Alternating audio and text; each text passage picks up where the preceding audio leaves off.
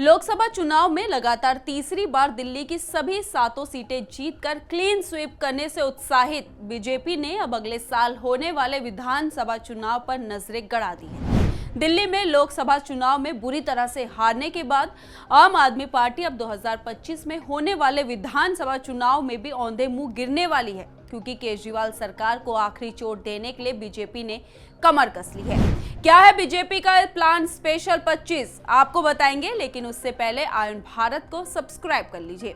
नमस्कार, मैं मंजू रुधियाल और आप सभी का स्वागत है आयन भारत में। दिल्ली के सीएम अरविंद केजरीवाल तिहाड़ जेल में बंद है। ईडी और सीबीआई उन पर शराब घोटाले के मामले में सवाल पर सवाल कर रही है। उनकी जमानत याचिका दिल्ली हाईकोर्ट में पेंडिंग है।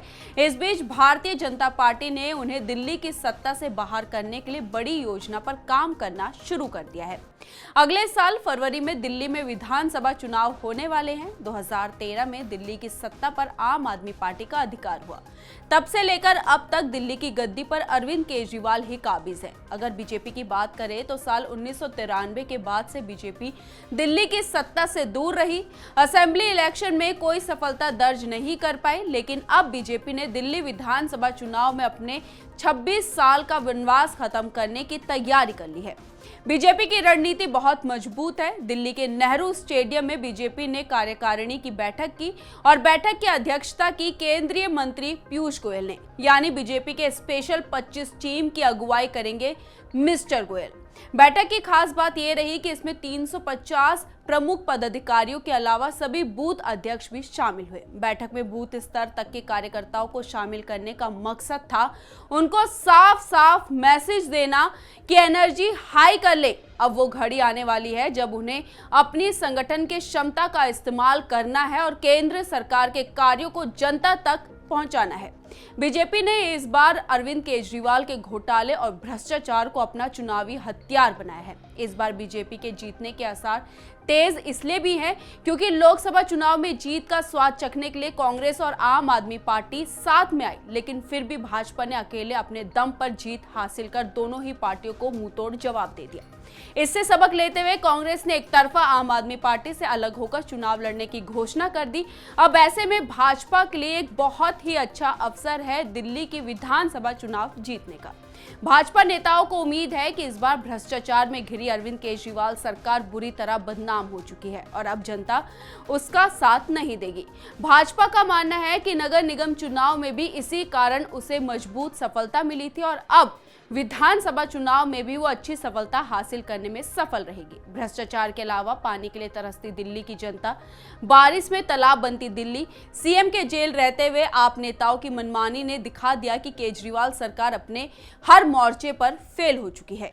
इसके अलावा इस बार मुसलमान वोटर्स की भूमिका भी अहम है, क्योंकि दिल्ली की मुस्लिम आबादी इस बार केजरीवाल सरकार से नाखुश दिखाई दे रही है और इसके अलावा मुस्लिम वोटर्स कांग्रेस के साथ भी नहीं है, इसलिए अब इसका सीधा फायदा बीजेपी को दिखाई दे रहा है। नेहरू स्टेडियम में बीजेपी कार्यकारिणी की बैठक को लेकर दिल्ली बीजेपी के अध्यक्ष वीरेंद्र सचदेवा ने कहा कि एक तरफ केंद्र सरकार ने हजारों करोड़ की योजनाओं को लागू कर दिल्ली के हालात को बेहतर बनाने का काम किया, उसे अंतर्राष्ट्रीय स्तर पर मजबूत पहचान दिलाने की कोशिश की। वहीं कोरोना काल के दौरान केजरीवाल ने अपने आवास के निर्माण पर करोड़ों रुपए खर्च कर दिए। बीजेपी के मिशन 2025 के चाणक्य पीयूष गोयल ने कहा, उन्होंने 40 साल तक दूसरे लोगों को चुनाव लड़वाने का काम किया था। इस बार पहली बार वो खुद चुनाव लड़ने के लिए मैदान में उतरे थे। हर एक विधानसभा क्षेत्र में 15 से 20 हजार से ज्यादा वोटरों के साथ जीत दर्ज की। इसका कारण केवल यह था कि कार्यकर्ताओं ने यह चुनाव अपने कंधों पर उठा लिया और उन्हीं के बल पर उन्हें यह बड़ी जीत मिली थी।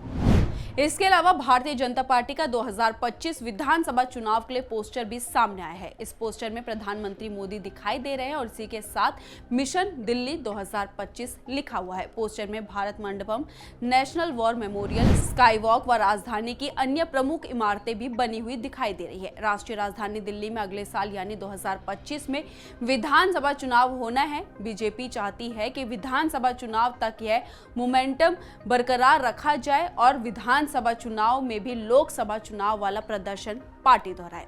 आपको क्या लगता है? अपनी राय हमारे कमेंट बॉक्स में जरूर लिखिए और इस वीडियो को ज्यादा से ज्यादा शेयर कीजिए। धन्यवाद।